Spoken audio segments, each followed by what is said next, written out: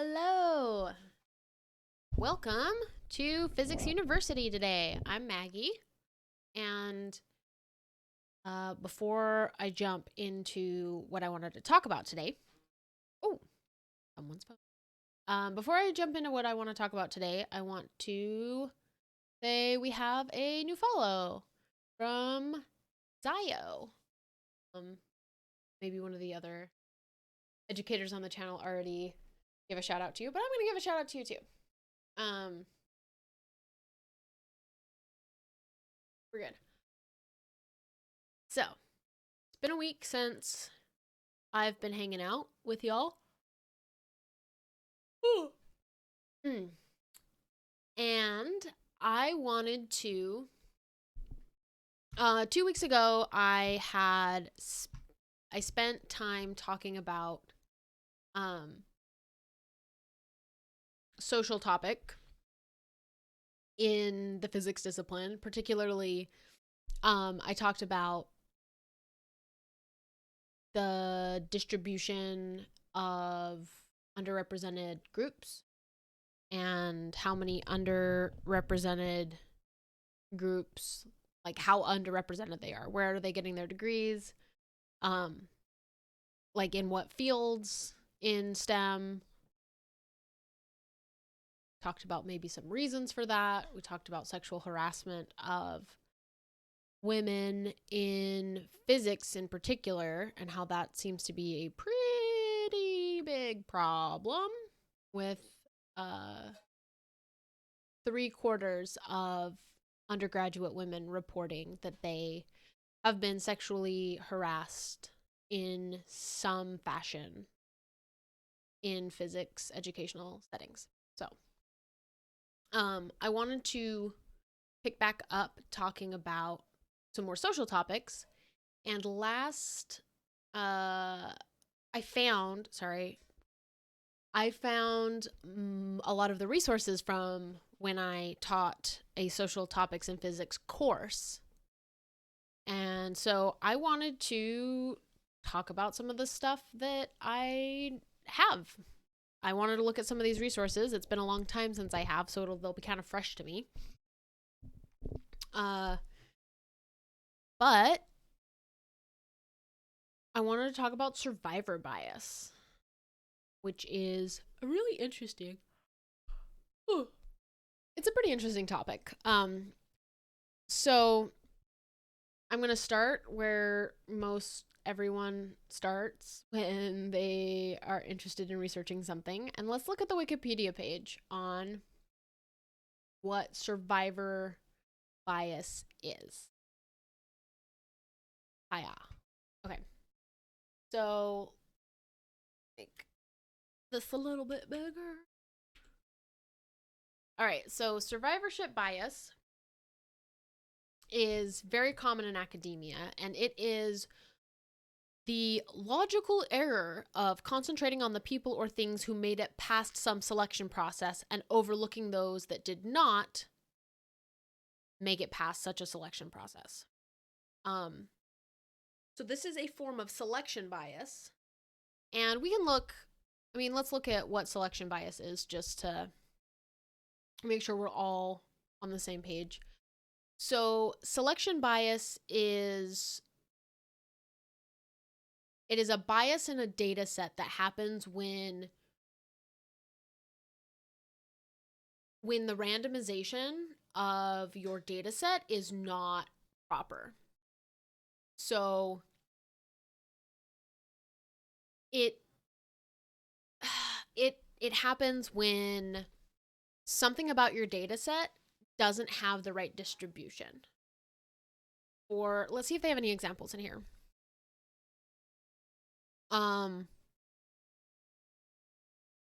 Oh, I can think of a good one. Like a selection bias might be if you are conducting a survey over the telephone, you are going to have a selection bias of the participants because people who answer their phones and are willing to take a survey on their phones are probably going to be older people, like with landlines, because younger people are probably going to assume it's a spam call and not answer it at all. And so any sort of data that you get is going to be biased towards an older demographic. Or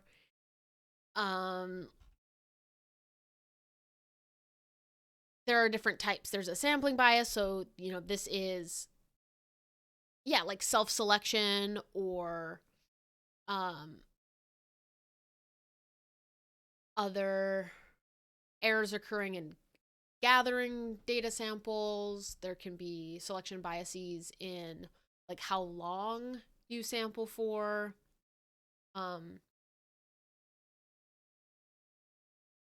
This one's interesting. Exposure bias. Okay, so this seems to be more relevant to like medical statistics.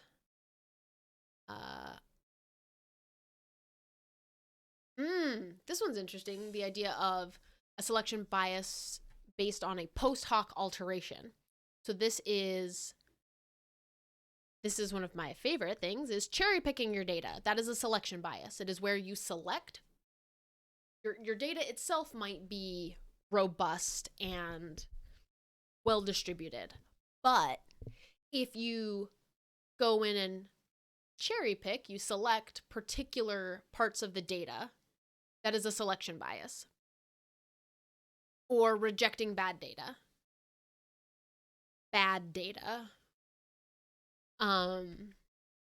Yeah. So this actually kind of goes hand in hand with what Brendan was talking about with causality, where if you have a data set and you can massage or cherry pick or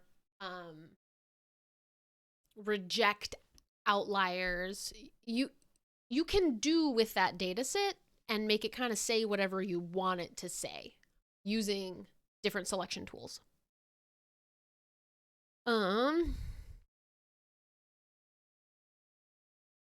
Oh, and this one that talks about survivor bias. So the mechanism that they're talking about for the selection bias of survivorship bias is an attrition. So this is attrition, meaning a loss of. So this is a loss of participants in your data set, or a loss of like data points through time. And so there is a tendency to throw out incomplete data, like trial subjects or tests that didn't run to completion, whether it's, a person who opts out of the study, or if it is like some sort of test you're running overnight and the power goes out, so you only collected half of the data set. Do you throw the half finished data out, or do you keep it in your data set? And that's an important question to ask. When it comes to things like perseverance in academia, survivorship bias comes up a lot because, let's see, what do they say here? Yeah, attrition is related to survivorship bias, where only the subjects that survived the process are included in the analysis. Or the failure bias, where only the subjects that failed the process are included. It includes dropout, non-responsive, withdrawal, protocol deviators. Okay, for example, in a test of a dieting program, the researcher may simply reject everyone who drops out of the trial. But most of those who drop out are for those whom it was not working. So in that sense,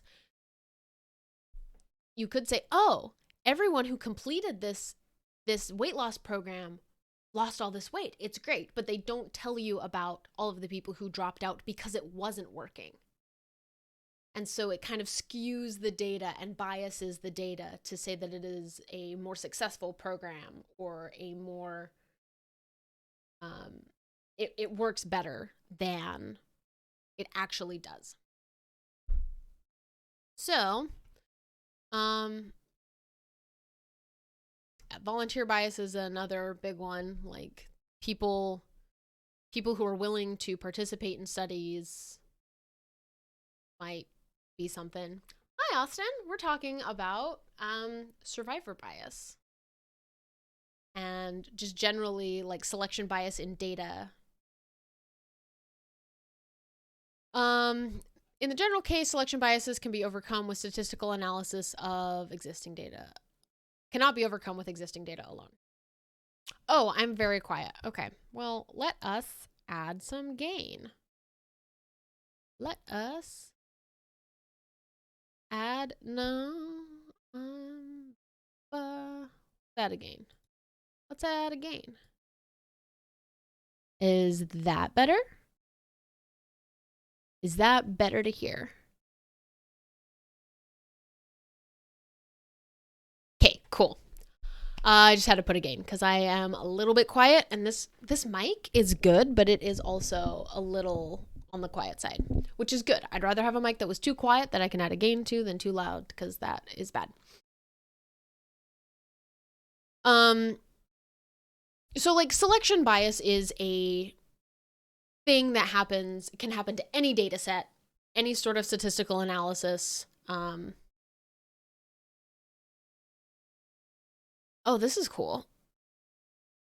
So these are other types of biases and stuff. Anyway, so let's go back to survivorship bias.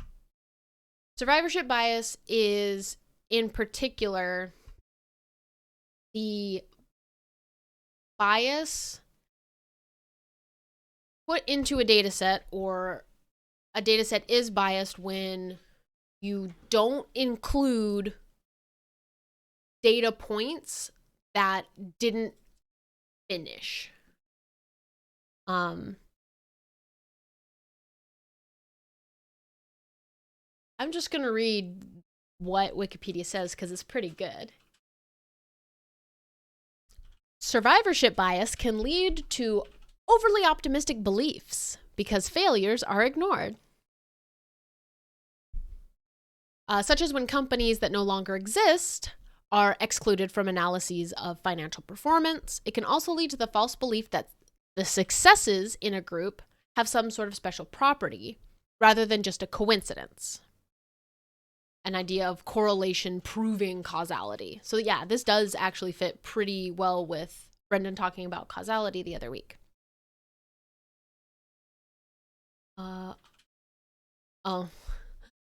For example, if 3 of the 5 students with the best college grades went to the same high school, that could lead to one to believe that the high school must offer an excellent education, when, in fact, it may be just a larger school. This can be better understood by looking at the grades of all the students from the high school and not just the ones who made the top 5 selection process. So in that case, if I only looked at the top 5 students, yeah, I could say, oh, all of the students, 3 of the top 5 came from this school. The school must be special, rather than the school's really, really huge. And so proportionally, of course, they're going to have more good students come from that school. Oh, this is a really interesting one. Another distinct mode of survivorship bias would be thinking that an incident was not as dangerous as it was because everyone communicated with afterwards survived. Even if one knew some of the people who are dead, they would not have their voice added to the conversation, leading to bias in the conversation. Yeah, this is making me think a lot of COVID and how you can only talk to the people who survived. We're at 500,000 deaths in the United States right now from this pandemic. And those 500,000 people are gone. We don't know. We can't talk to them. And so they are included in the data set, but the data that they provide is not as robust as the people who did survive and said, oh, it was fine, the disease wasn't that bad, or people who never caught it. And so this does lead to I mean, in the very literal sense, being a survivor, surviving some sort of event will bias you to thinking that the event itself wasn't that bad. And we're talking about this in the context of academia because this is a place where it happens a lot. Let's see. Business, finance, but I don't want to talk about business. Business is boring.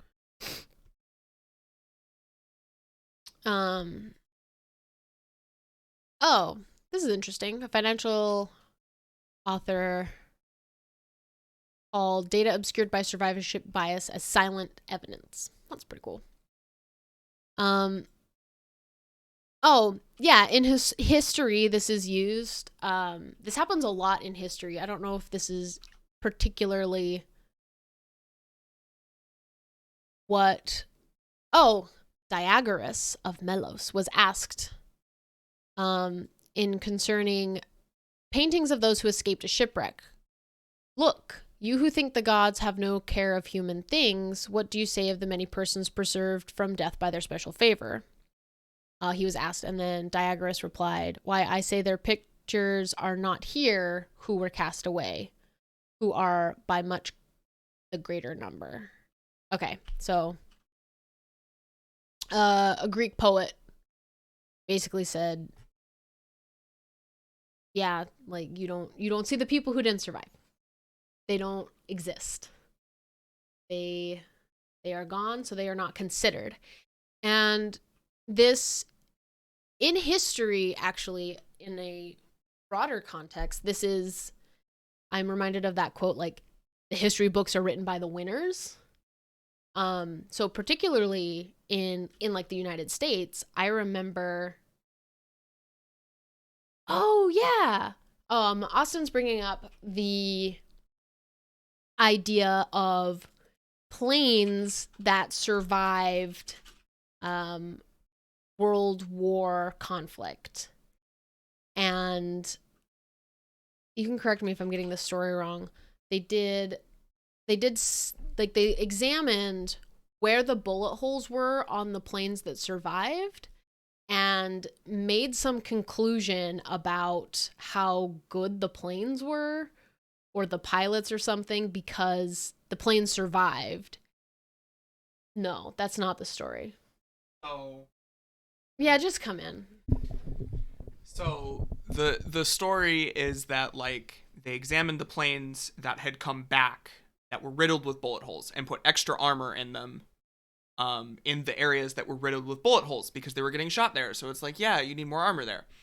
And what they didn't realize was that there was still this large subset of planes that weren't coming back.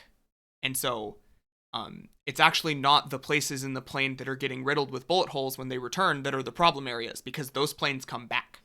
It's the ones that don't come back that you need to look for. Right. So the planes that didn't come back were shot in places that needed to be armored more, but that data didn't exist. They didn't see those locations, because those locations that were very detrimental to the plane, because they never came back.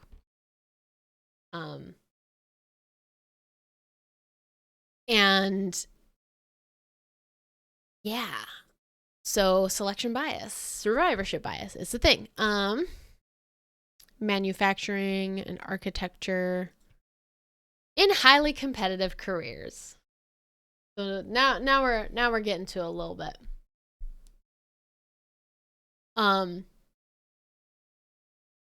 There is this notion of an individual who like transcends and who beats all odds, and they follow their dream.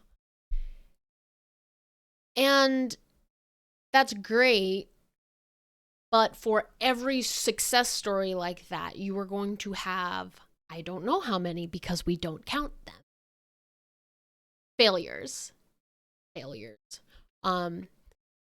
And it creates a false perception within the public that anyone can achieve greatness. Anyone can do these things if you just like try hard enough, which is very much a fallacy. Here they talk about it. They talk about the bullet holes. Yeah, here it is. Okay, so yeah, World War II. A statistician had to take survivorship bias into his calculations. And it contradicted the military conclusion that the most hit places needed armor. So like on this diagram, this is where all of the planes that came back had bullet holes in these areas. And so the military wanted to extra armor these places. And the statistician who was working with them said, no. You want to armor these areas, the areas that do not have any bullet holes. Because if a bullet goes there, that plane didn't come back. Which, it seems a little counterintuitive at first, but if you take a moment to think about it, you're like, oh yeah, I saw no planes where like the engines were hit. That must mean if an engine gets hit, it's really bad.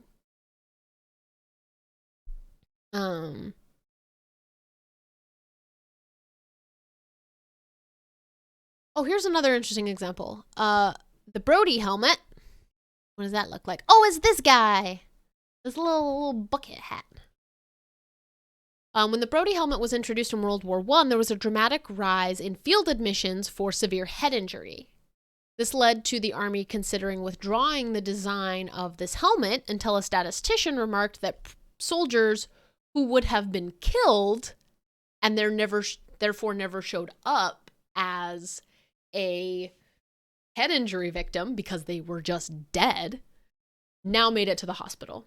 So you saw an increase in injury, but a simultaneous decrease in death. So it was a good thing. I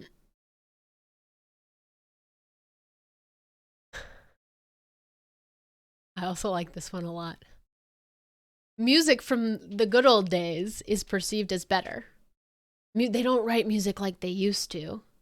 No, there's always been good music and bad music, but the bad music doesn't survive. So this happens with nostalgia a lot. You look back on periods of the past as being better or producing better quality content and materials because only the good stuff survived. Like, I guarantee there's a bunch of the B-52s disagree. Bad music definitely survives. Okay. Looks like we have some B-52 haters in the chat right now, and I will not stand for this. I enjoy the B-52s. I also have horrible music taste, so yeah, like 70s and 80s rock and roll is great, but you only hear the good stuff. Like there's a lot of really, really not good like 50s bubblegum pop, but the only thing that people remember is like Buddy Holly because his stuff was actually good. Or wait, there's a section of survivor bias in Cats. I am very interested in this because I like cats. Ooh. Okay, so a study performed in the late 80s reported that cats who fall from less than 6 stories and are still alive have greater injuries than cats who fall from higher than 6 stories. Okay, so before even reading anything further, am I to believe that falling from higher is less dangerous for a cat? That feels weird. I don't feel like falling from a higher height, because being a physicist, I know all about how that gives you more time to accelerate and hit the ground harder. That doesn't seem right. Drop a cat from infinite high. Okay, yeah, let's figure out that. Limiting behavior. Yeah, maybe falling from higher means the cat is dead, actually. What do they say? It had been proposed that it might happen because cats reach terminal velocity after riding themselves at about 5 stories. So is this saying that the cat hits terminal velocity and by that point has had enough time to like roll over and land on their feet? What is the terminal velocity of a cat? Okay. Um Leading to less severe injuries than cats who have fallen from higher up. A newspaper column proposed another possible explanation for the phenomena would be survivorship bias. Cats that die are less likely to be brought to the vet.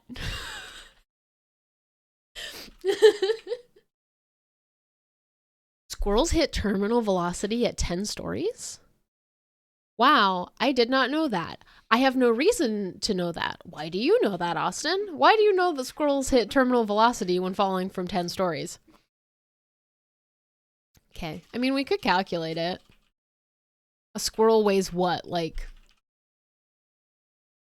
4 ounces, 8 ounces? Like, they're tiny. Cats that die, yeah.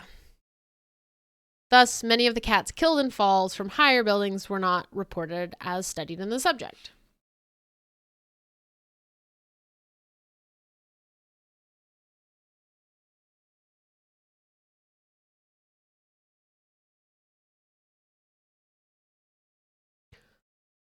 You found out about squirrels' terminal velocity from an article that talked about humans dying from suicide by jumping off the Golden Gate Bridge, and they were calculating the terminal velocity off the Golden Gate Bridge?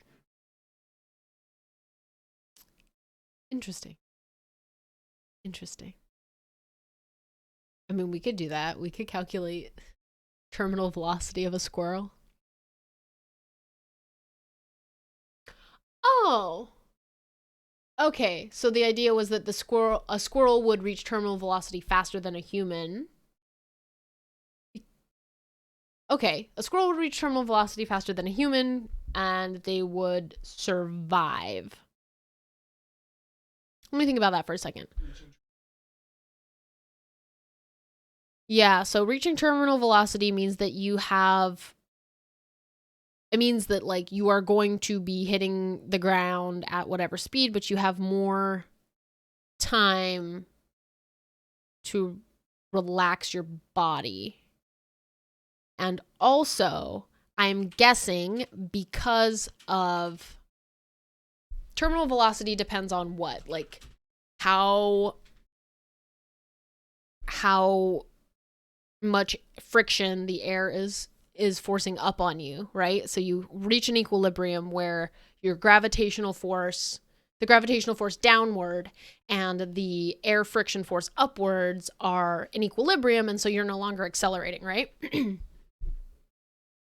And yeah, you're bringing up that insects can fall from almost infinite heights because they hit a terminal velocity because they weigh very little, meaning that the gravitational force on them is not very big, which means that you don't need very much air friction upwards to reach that equilibrium. But a human, for example, not only are humans pretty chunky, so we have the gravitational force on us is strong. We also we're pretty dense. And so there is like less surface area on my body compared to how much mass I have for the air friction to slow me down or to equilibrate in that opposite direction. So yeah. If you were going to, I mean, like, this is why you'd want to be a piece of paper. This is why, like, skydivers or base jumpers, which is terrifying. Don't base jump, by the way. Have like the little squirrel, the flying squirrel outfits because it increases their surface area, which allows them to reach terminal velocity a lot faster. That's what parachutes are for. Parachutes get you to terminal velocity faster because they allow the upwards force of friction from the air to bring your acceleration to 0, which is good if you are falling. Tropical trees. No,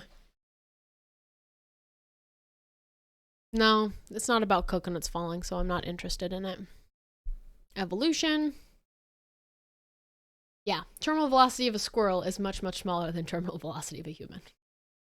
So, they're smaller. So they're going to be going slower when they hit the ground. And because the velocity that they hit the ground with is smaller, the momentum, the impact is going to be less momentous. Less impulsive? Can I use the word that way? Less impulse is imparted. So experiments,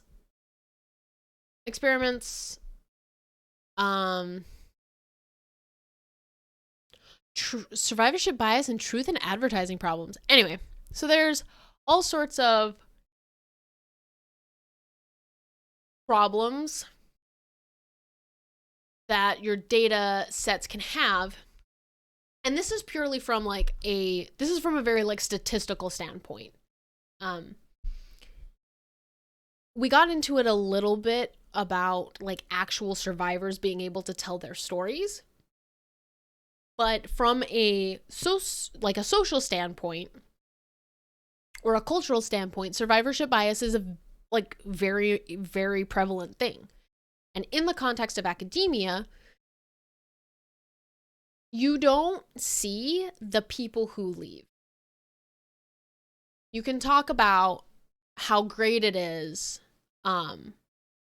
throwing back to a couple weeks ago, you can talk about how great it is that there are Black students getting physics degrees. You can say, oh, look, it's great that there are women getting physics degrees. But you only see the ones who survive. All of those statistics were not people who started a physics major.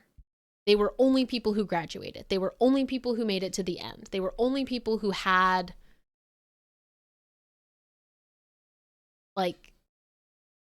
were retained by the program.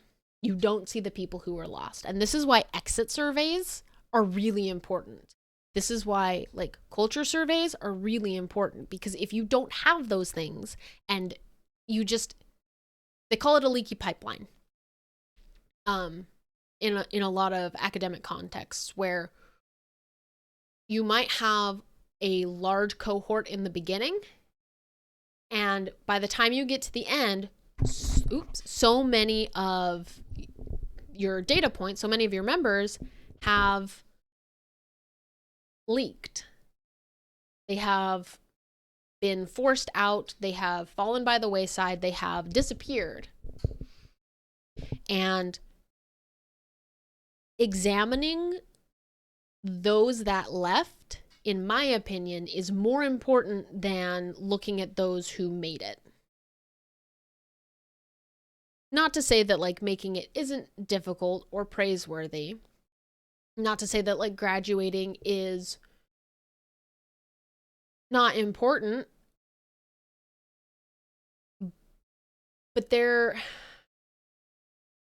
seems to be this notion that surviving is itself the important thing. I've run into this a couple times, both in my degree and seeing other people in academia, where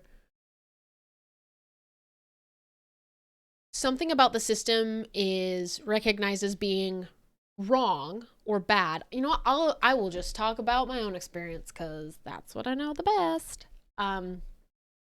So in our graduate program, you had to get accepted into the grad program. You start working on your coursework.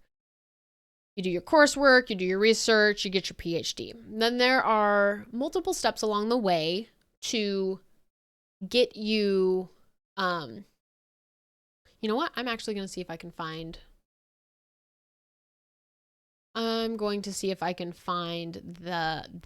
those data, because I actually have data on it.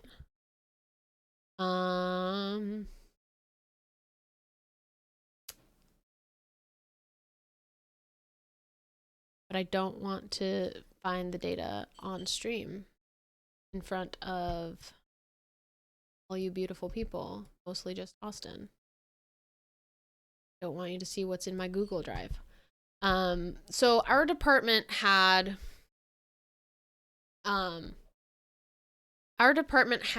one of the steps docs.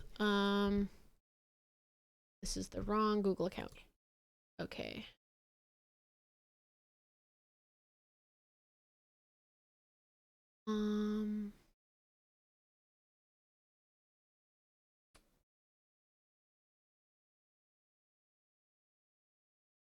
Did find this.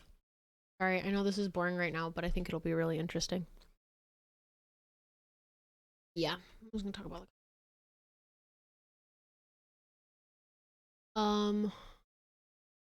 exam. Okay. I think I found it.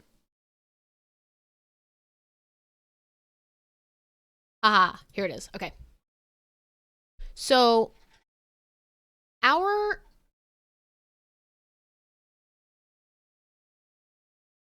no, this is purposes of the comp. Damn it. Is it this one? Nope. This one?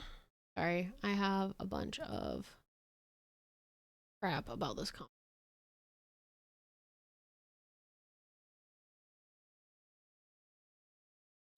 Grievances.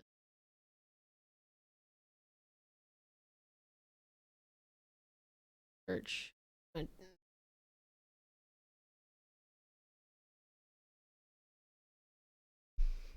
Comp exam.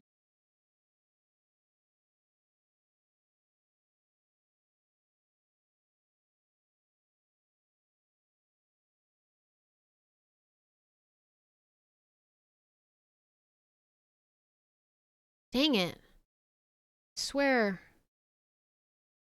Oh, is it this one?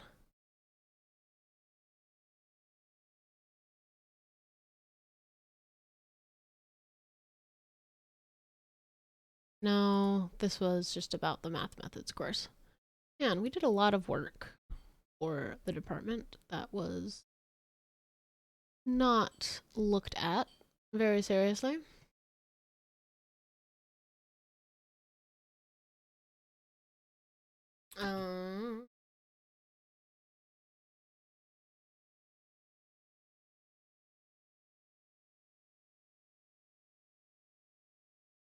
Mike was the one who made a bunch of the stuff. So while I'm trying to find this, let me explain. In our department, you have to, in most graduate programs, you have to pass a written exam and an oral exam to advance to full candidacy as a like full doctoral candidacy. And so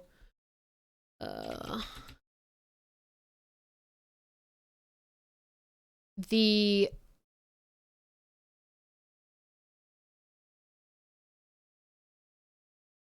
gender bias.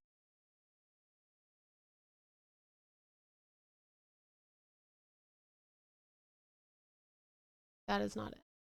Not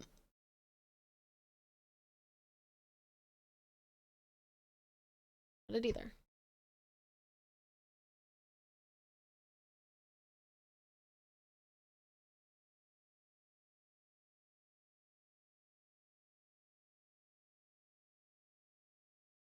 Damn it.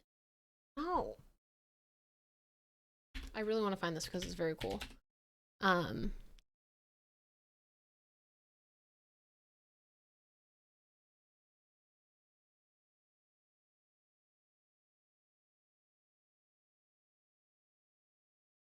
Is this it? Oh, this is it. Okay. I found it. I'm very excited. Okay. So, comp exam in our department was they did make a new math course with some of these data. Anyway, so in our department you have to take a comprehensive exam. At least you did. It has changed now because of the stink we made about it.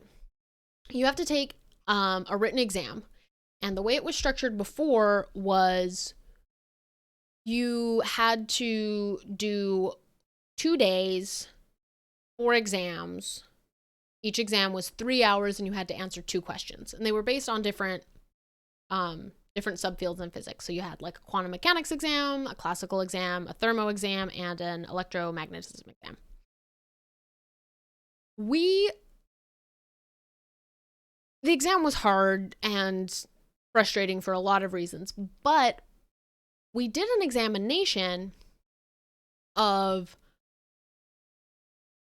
how the exam, like the breakdown of when people passed, because you were allowed to take it as many times you could take it once every term in your first 2 years of being a graduate student. And if you failed to finish it after your first 2 years, then you were out of the program.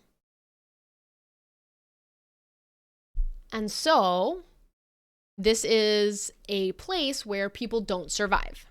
And so it's really important to understand why people aren't surviving. Is it because they're just not good at physics? I don't know.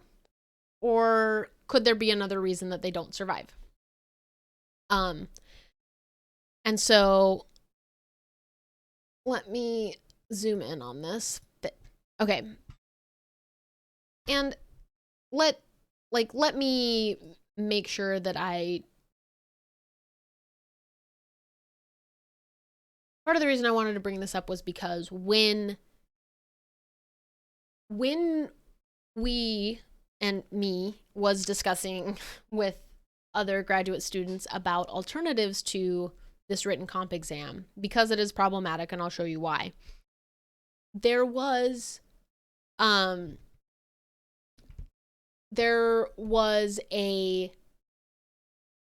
a few people who were like, but I had to do it. I did it and I survived, and so it makes my survival less impactful and less important if there are other people who don't have to take it.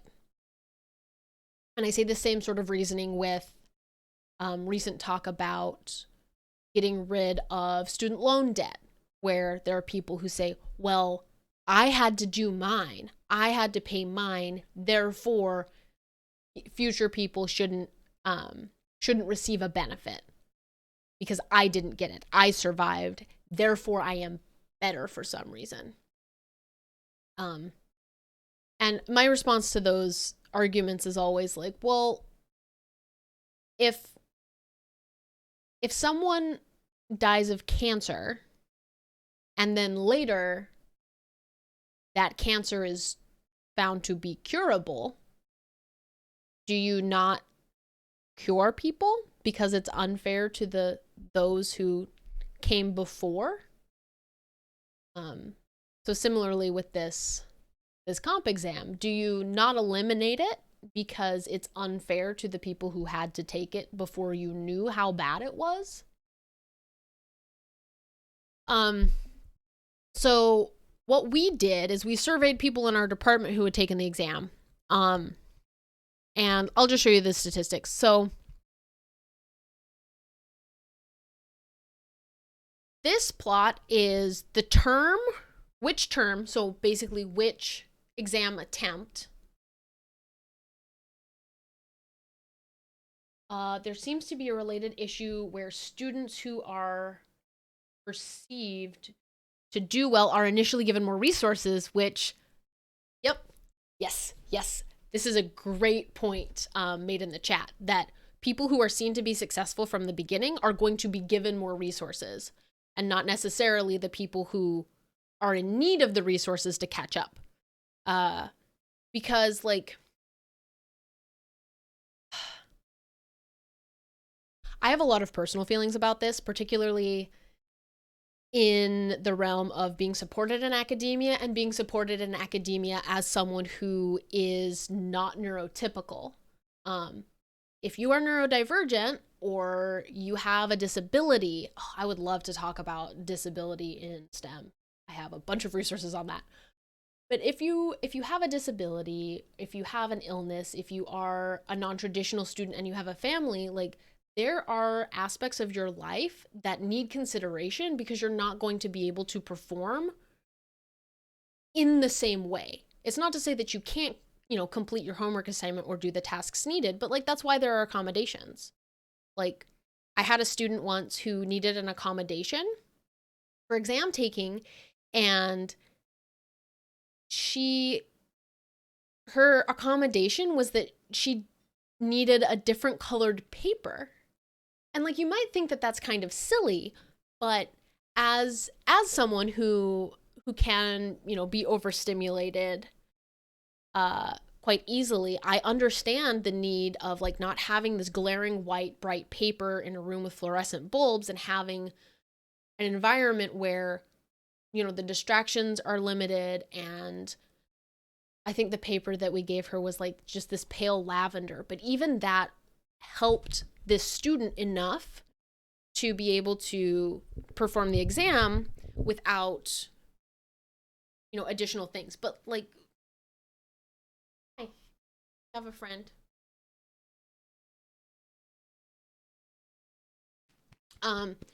So these plots here were of all of the graduate students that we surveyed, which term did they pass the comprehensive exam? And so for men, a few men passed their first attempt, but almost all men passed within their first year. We work on a 3-term system here.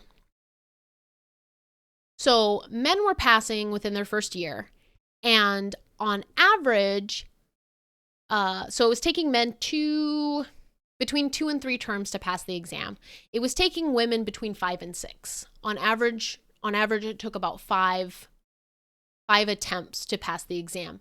And these are people who have all been accepted to the school. These are people who are all taking the same courses, and they're all in the same cohorts together. And I can tell you that the grades of these people were not always higher than the grades of these people. I'm not bitter. So it shows that there is something about this tool, something about this exam that was biased. If it wasn't biased, then men and women should be taking the same number of tries to pass the exam. And this gets into discussions of, I love physicists, and because they're like, I can't be biased. How could I be biased? Like, I'm a physics professor. When I grade an exam, it's completely objective. But there's something about it, something about the way the exam was administered, that women were not as successful at it. Being a woman who took this exam multiple times, there are tons of reasons I could think about why I didn't pass as quick as some of my cohort.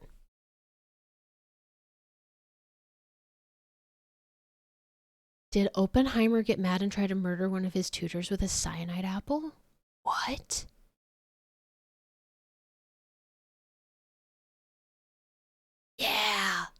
Yeah, right? Like, people in privileged positions tend to get away with things. I saw this tweet the other day that was like, ain't it wild how universities care more about plagiarism than they do rapes? Yeah, because I've definitely seen students get in trouble for plagiarizing. Haven't seen students get in trouble for sexual harassment or assault that I or someone I know has witnessed. Like, that's fine. That's fine. But some of the reasons why I thought that perhaps I wasn't doing as well on this exam had to do with like I used multiple different colors of pen. And so even if the person grading the exam didn't know my handwriting, but I mean like they were our professors, they knew who we were. The fact that I used multiple colors, like that seems like kind of a girly thing to do. Or I am more likely to use a passive voice because that's just how I've been raised and encultured, and I feel less confident making absolutist statements in my calculations. Whatever it was, there was a gender bias, and we told that to them. Oh, this was even better. This was number of serious attempts. So like you could take the exam first couple times, like we knew it didn't like count. And so most men passed on their first or second serious try to pass the exam. And for women, it took, much longer. And you'll notice that there are no men who did not pass the exam. There are women who did not pass the exam. And this is why this is relevant to survivor bias in academia, because these women left. They are gone. They are no longer at the institution. They did not get their degree. They did not survive. And so their stories are so important. Like that this is a data point at all is important. What about the institution was failing these students? Why didn't they pass? Is it because they really weren't able to get a degree? Maybe.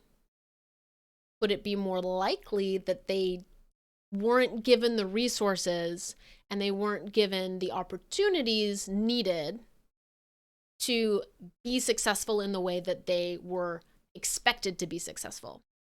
I know that that's something that I personally struggle with a lot, and one of the reasons that I am transitioning out of academia is because the expectations of academia are malaligned with my ability. And that's not to say I'm a bad physicist. I'm a mediocre physicist because that is my goal. I want to be a mediocre woman physicist, but it isn't that I'm not good at physics. It isn't that I'm not good at teaching or explaining material. It is that the goalposts and the expectations for like publishing papers or conducting research or behaving certain ways are malaligned to what I am able to do in a healthy way. And that's not even to go into the discussion of like what it means to be a student who has a disability or needs an accommodation. Like those are so hard to get. And it brings up again something I mentioned when we talked about underrepresented groups, is that it always seems to fall on the underrepresented group to be their own advocate, right? Like when you have a panel at a conference all about inclusivity, the people who are asked to be on the panel are like the Black women of the field because they get tokenized. And it shouldn't be their job to advocate for their own like persistence in the field. It shouldn't be the disabled student's job to go out of like to put all of the labor and energy into getting whatever piece of paper signed so that they can have a quiet room to take their exam. Oh, I just saw this in the chat. Austin says, no parking zones are simply pay this much to park here for rich people. Yes. Yes. And in academia, that happens a lot. And that's one of the reasons why we have started this channel, though, is because we want to make physics education more accessible to people, right? Like, I am very uncomfortable with the idea of being a tutor because I know I could do it. I have tutored people in the past, but for me, the idea that the people I would be serving are only people who are privileged enough to pay me money to tutor them. And so that doesn't sit well with me because those people are already in, positions where they have resources. And I want to, try and provide resources and services. We want to, as a channel, provide those resources and services to people who don't already have them or would have a very hard time getting those resources. I never succeed on anything at the first try.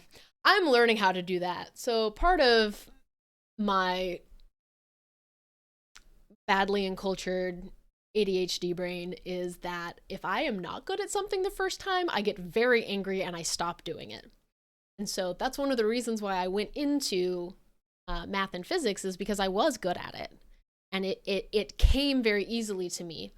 Now, on the other hand, I am forcing myself to play through Bloodborne, which is not easy, and I am very bad at it, and it is forcing me to do things more than 10 times, which is an important growth moment for me, but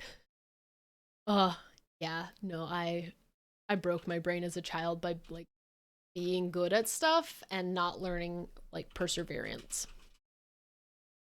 And that has also been something hard with like choosing to distance myself from the academy, is that like, am I giving up?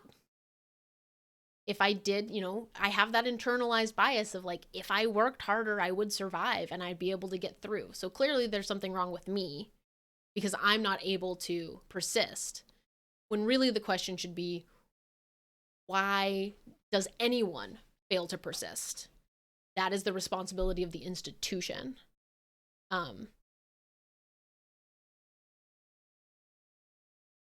Yeah, if you come from elite backgrounds, you're given try after try until you succeed. Poorer backgrounds usually get one try if you're lucky, and when you fail, it's like you didn't make it. And this is dangerous, right? This is how data can be weaponized, where it's like, oh, there aren't very many Black and brown people who get physics degrees. You can infer a lot of really problematic things from that sort of data. Well, maybe they just aren't capable. They can't cut it. And that is like, I felt gross saying that, but it just upholds the status quo of the institution not being responsible for their own deficiencies.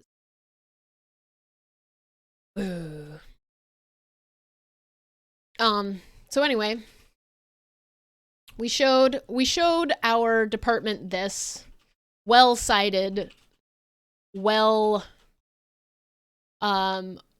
out document about how our comprehensive exam had a significant gender bias that was causing women to not get their degrees.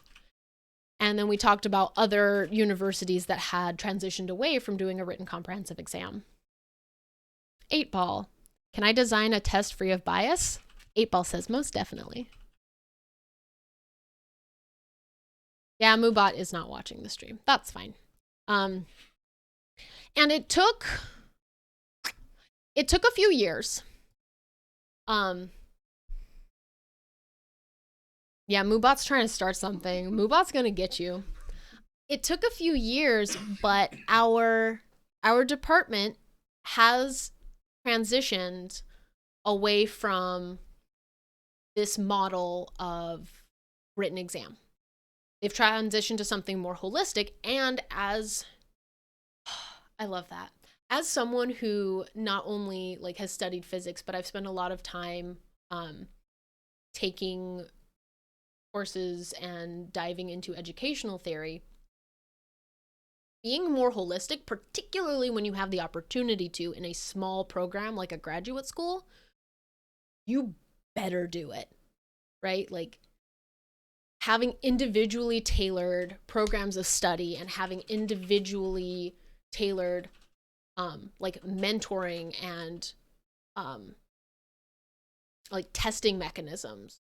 Like that's what makes someone a better rounded individual. That's what the academy is supposed to do. And part of the corporatization of education has driven us away from that. I was talking with an undergraduate friend of mine today, and she said she was thinking about double majoring in chemistry and physics, and that she had brought that up to one of our physics professors, who's my advisor. And my advisor told her, well, you don't have to double major in physics. You can just take the physics courses that you want to take and not take the ones you don't want. And this blew her mind. My friend was like, wait, hold on. I can just take courses for fun. I can just take courses for my personal enrichment and growth as a human being and as a physics person. And it's like, yeah, you can, but you don't feel like you can because it's, can I smash in all of my credits? How am I going to pay for this? You know, if my advisors don't like the courses I'm taking, are they going to approve them? And it takes away from the wholesomeness of education, in my opinion.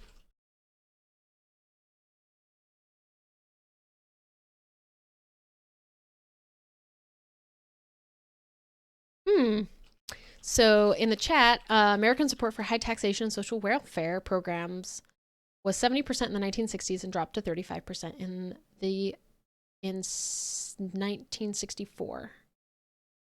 I wonder what happened in 1964. Or rather, I wonder what happened in 1963. That would be the Civil Rights Act. So yeah, I guess that it had something to do with this idea of people not wanting resources to go to people who they feel aren't deserving, which is elitist and BS, particularly in education.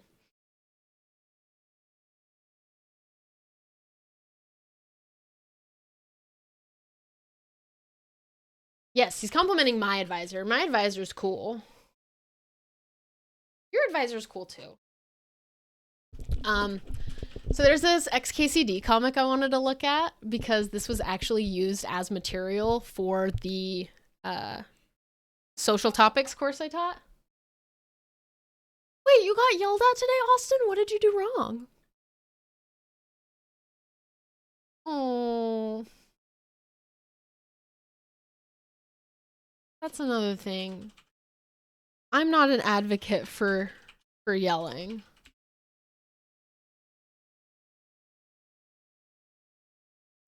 Survivorship bias, an XKCD comment.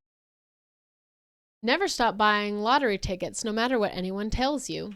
I failed again and again, but I never gave up. I took extra jobs and poured the money into my tickets. And here I am, proof that if you put in the time, it pays off. Every inspirational speech by someone successful should have to start with a disclaimer about survivorship bias. What does the mouse over say? They say you can't argue with results, but what kind of defeatist attitude is that? If you stick with it, you can argue with anything. And yeah, like,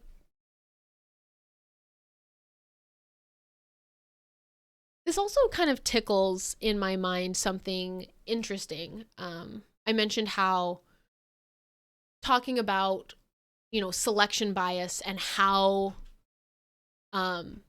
what is sampling bias? How can your data set be biased before you even do an analysis on it? And how those things are very important. Oh, I just want the picture of the airplane again. There it is. There's this cool picture of the airplane. How data sets are not only can data sets be biased, but also this propensity to not treat human experience as a data point. this goes hand in hand with the I'm an objective physics professor. How could I grade an exam that has any sort of gendered bias in it? I'm not biased. I'm just a scientist. I'm purely objective. And I see this attitude, particularly among physicists, that anything that isn't a numerical data point isn't considered data. We need more social science classes to be required. What's going on in chat? Redeemable when I choose.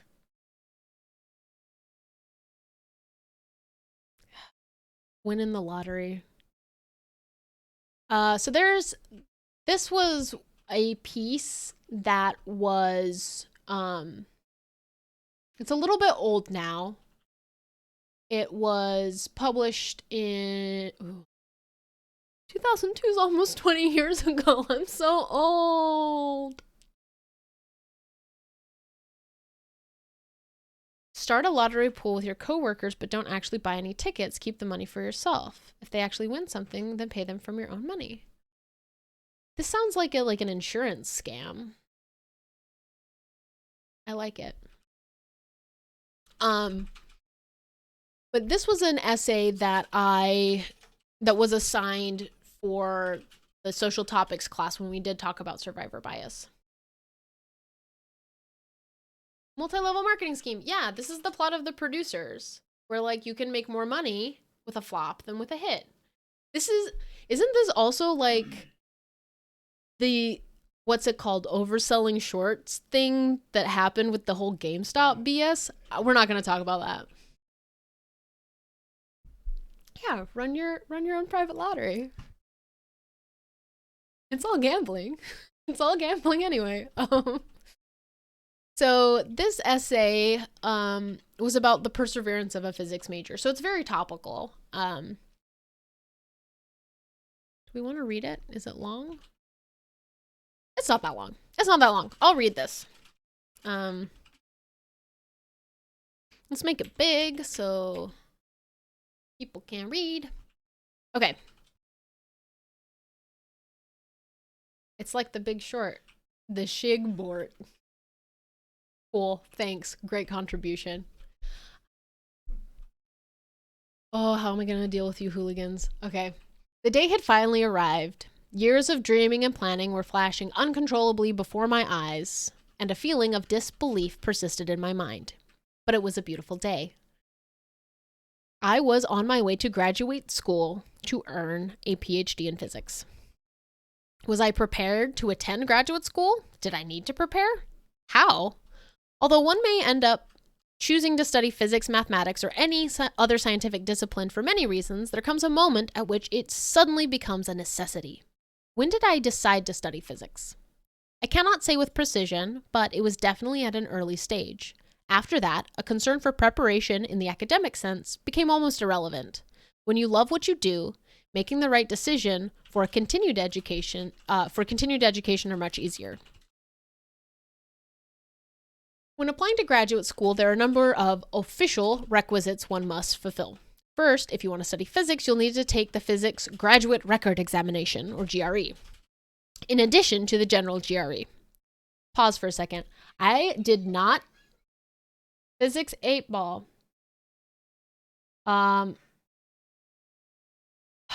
Is Brendan adding weird commentary? 8 ball says ask again. 8 ball. Is Brendan adding weird commentary? Most likely. Ah, the gloves have come off.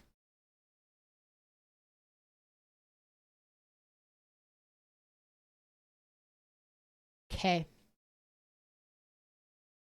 I'm gonna let you hang out in chat together. I'm so glad I have mods. He got personal.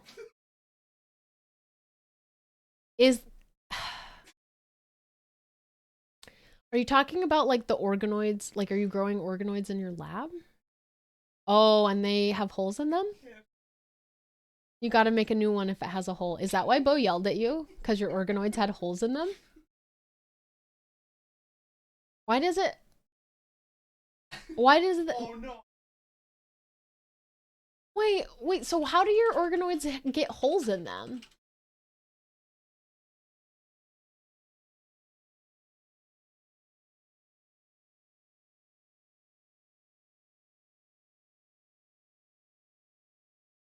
You don't want holy organoids because they give. You make a hole to put tumors into the hole of your organoid.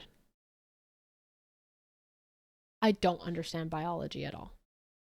Hole in collagen. So, They make it into. so you have collagen, you poke a hole in the collagen, you put cells in the hole in the collagen to grow into a tumor to like grow, and then you examine how it grows. Ah. And the lump of cells you were growing itself had a like bubble in it.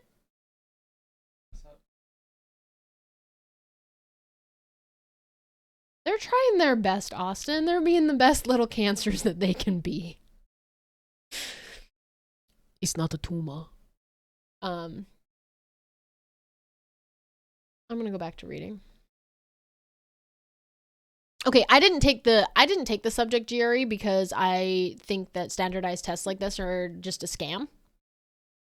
And I didn't take the physics GRE.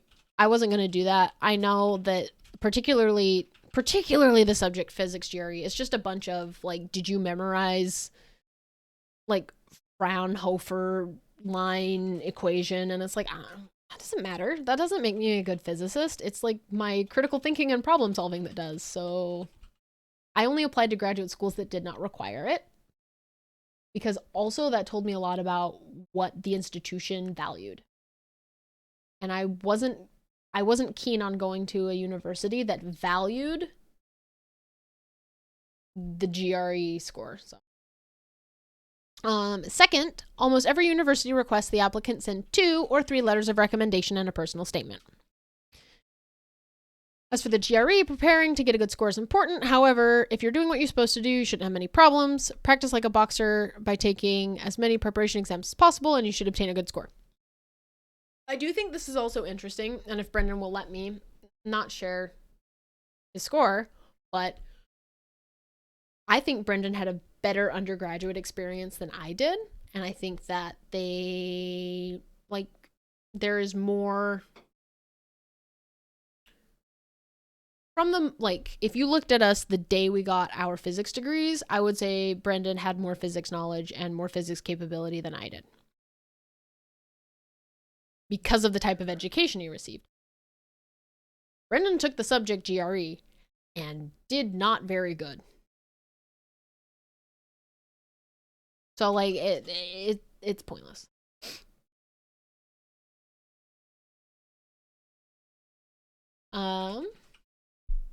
One of the most important aspects of my undergraduate education was the opportunity I had to do research. This allowed me not only to learn some interesting physics, but also to obtain better letters of recommendation. Yep, those are both good things. When you conduct research with a professor or other senior scientist, they will be able to assess your skills, like communication, problem solving, and thus give them a chance to write a strong and supportive letter about your abilities as a potential scientist. Another positive aspect of doing research as a kid, at least in my experience, is that you obtain a wider perspective of the field. This in turn can help you figure out where you want to go in your graduate study. Moreover, it helps you to write a more effective personal statement. Also agree with this. Doing undergraduate research, doing any kind of research is great because it lets you learn what you don't want to research very quickly.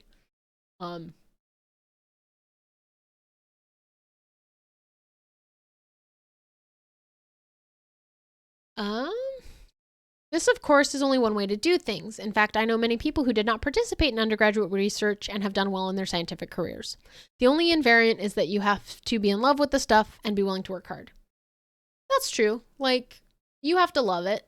If you don't love it, what do undergraduates do when they do physics research? So when I was an undergraduate, I did atmospheric physics research. So I was studying and writing code for models that were predicting like ionization trails in the ionosphere. That's what I did. Yeah, no, I wasn't discovering new particles, but I did discover that one of the instruments on NASA's Solar Dynamics Observatory was not calibrated correctly. So what would have been a paper became an internal memo where I said, there's some problems. That felt good. That was my undergraduate experience. Brendan can talk about his. Some of my classes in graduate school were difficult, but so what? I was there to learn and work hard. Yep. Sometimes you might have a problem with a professor. Sometimes you might feel that you're losing time. And then later you might feel that you're not good enough or that you don't quite have what it takes. These are all common issues that we have to face. I don't think there is a unique recipe or solution to these issues. In my case, I can happily say that all those late nights in my undergrad that I spent chatting and discussing with friends about science, working out problems that had nothing to do with class, and above all, those persistent dreams of becoming a scientist seemed more than sufficient to prepare me. So I was prepared, or was I? What I was about to find out surprised me immensely. Okay, so I think the real shit's about to drop because this was very much my experience too. I worked really hard as an undergraduate. I studied all the time. I got really, really good grades. And I didn't have a social life. I just was a physics student.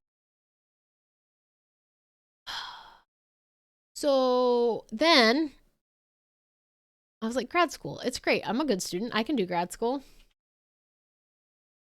Several mental breakdowns later.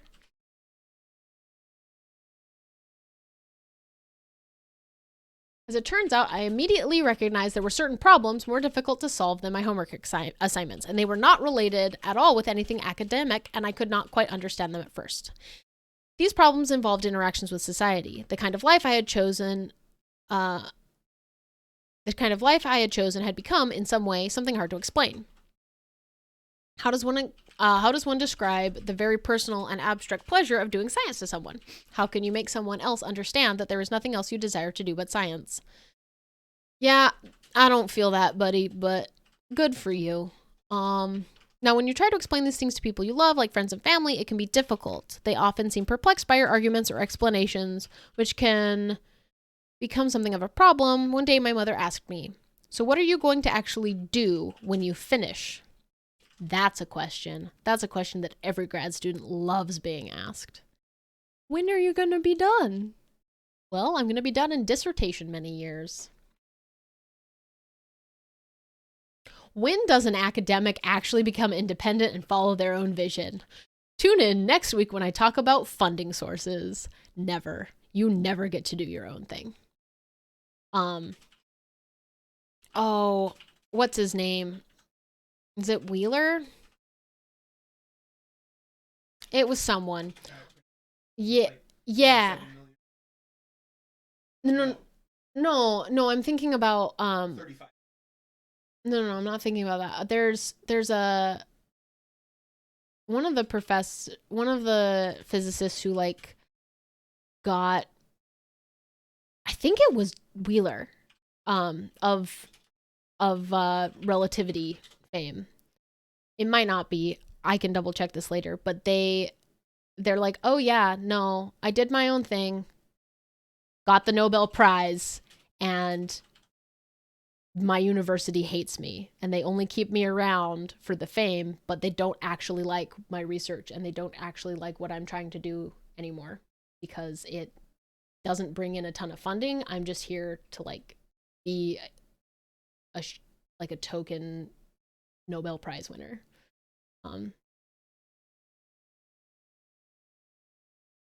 Yeah.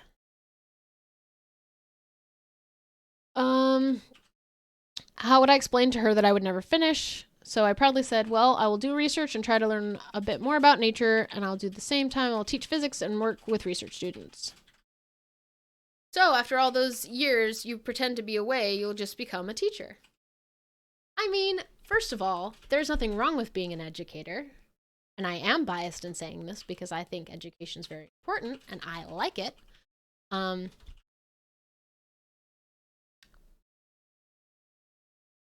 but that's also, I have another bone to pick, actually.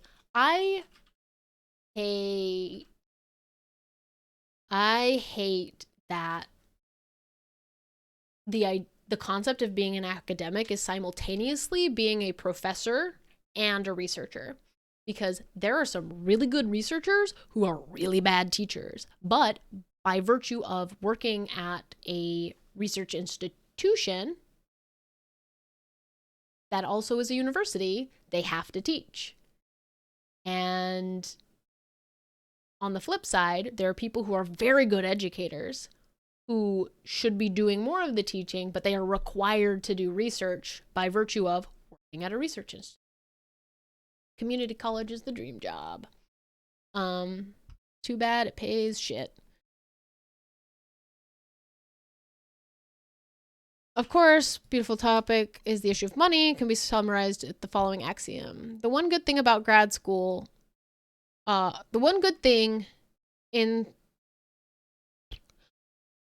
one that is good in school and receives university education will necessarily have more opportunities in life than others. But there's the corollary. In addition, someone pursues higher levels of preparation and dedicates their life to knowledge, then economic success is intrinsic. Interesting. So I don't know how I feel about this argument from this person, because for so long, at least my generation was told, get a college education in STEM. And are there jobs? Are there jobs that pay well? I mean, I'm on some grad student meme pages, and there's people are always posting screenshots of different job applications where it's like requirement, like master's in a science field, starting pay $12 an hour. Like, why? What's the point?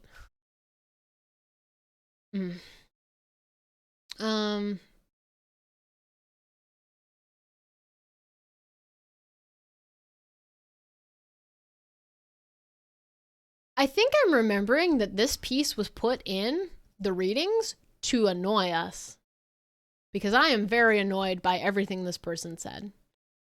They're too happy. They're too hopeful. Which makes sense in the context of, like, stop putting pressure on yourself. If you're suffering too much, it's likely that you're doing something wrong. Think of yourself as a professional and act accordingly. I'm actually getting very upset at this piece. You love what you're doing. You don't need to be told to study. This is a very problematic piece, because this person is exhibiting extreme amounts of survivorship bias. They did it. It's hard, but if you actually loved what you did, you could do it too. Acting like there are no other external factors that would push someone out of the room. Acting like that, like one of my roommates a while ago, she got her PhD from an advisor who was quite abusive to her. And like, she had this attitude of like, I just love what I do and I'm gonna do it. And she shouldn't have had to. Like, she should have just been in a situation that wasn't abusive. But no, she's strong because she did it anyway. And like, that is not the right kind of message. That is not the right kind of message at all. Wow, I'm glad. See, this is me forgetting the context of what the materials for the course were and just having the materials for the course. But my ability to use my critical thinking skills that I have developed over the years of being a physicist to realize that this piece is bullshit. And I hate it.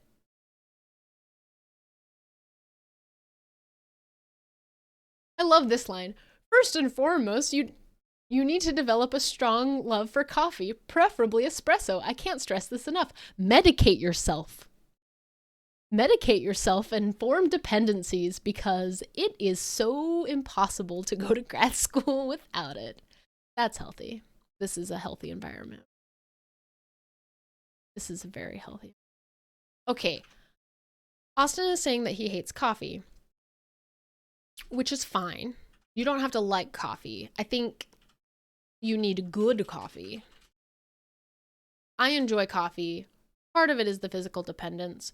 Part of it is the, like, it was forbidden to me from the culture that I grew up in.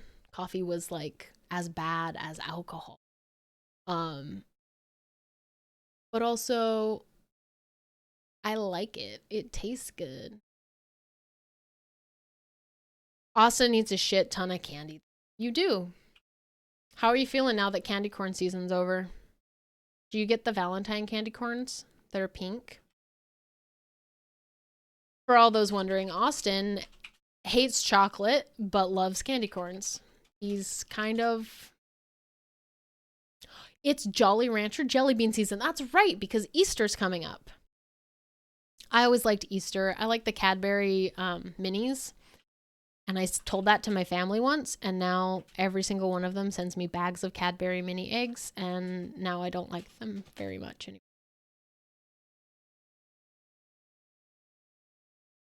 You have a year... Austin has a year-round contract with Brock's Candy. Yeah, this article was trash, and I hated it.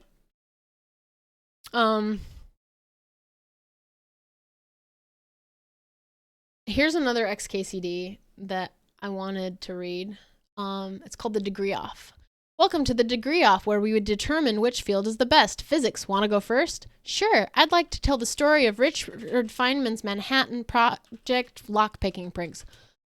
Ooh, I have actually some, like, personal adjacent stories about Richard Feynman.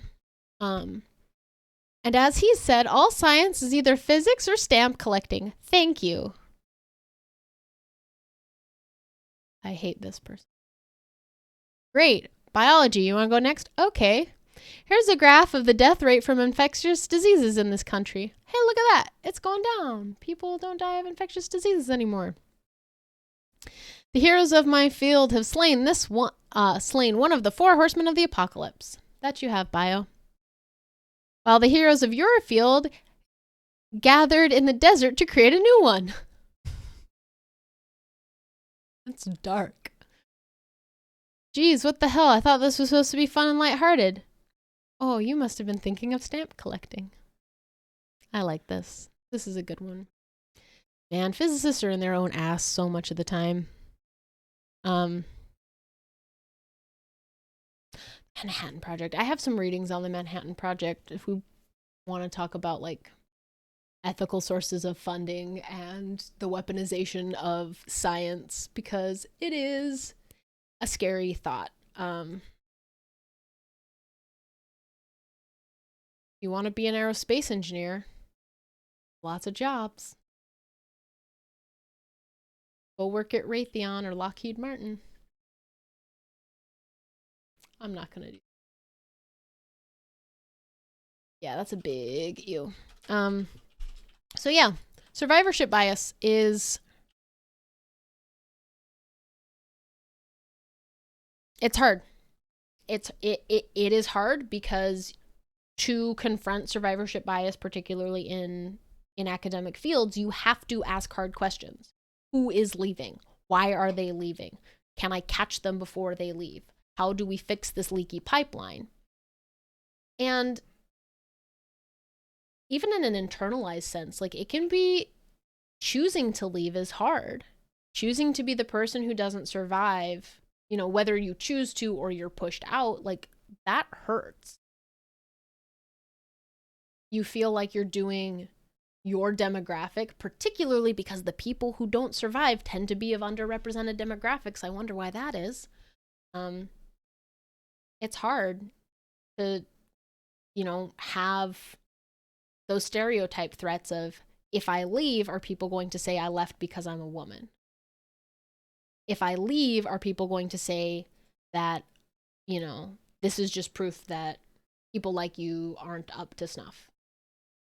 Instead of re-examining the system itself and re-examining the mechanisms that don't allow persistence.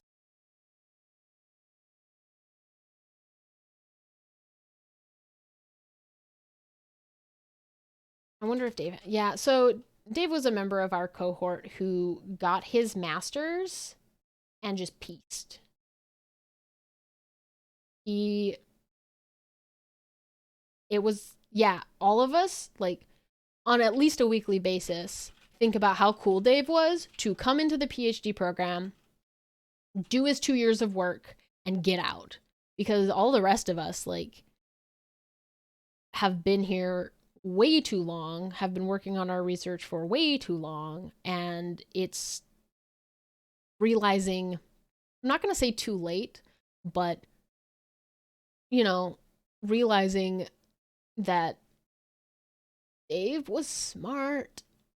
I had an instance this morning when I went and I got some coffee, and the barista was asking me what are you doing today, and I like told him I was taking some paperwork for a new job I'm starting at a community college. And they're like, oh, well, what are you going to be teaching? I'm like, oh, I'm going to be teaching some physics. Like, oh, well, you must be really smart. And I said, no, people who choose to get graduate degrees in physics are not very smart. Dave was the smart one. He got out, and I don't know what he's doing now, but he was a cool dude, and he knew what he wanted. I mean, maybe that's the one thing I can take from that, like, shitty, super happy article is, like, figure out what you love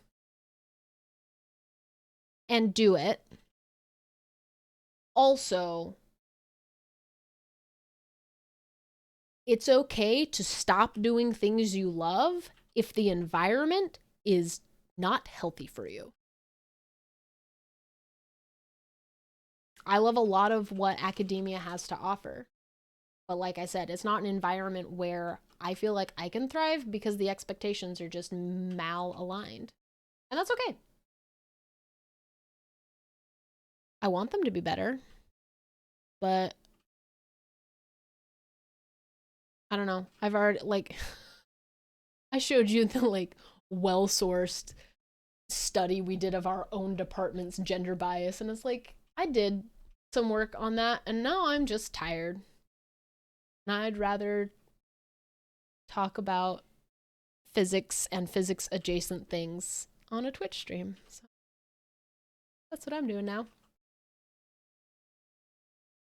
Good old 50 Cent Dave. We called him 50 Cent Dave because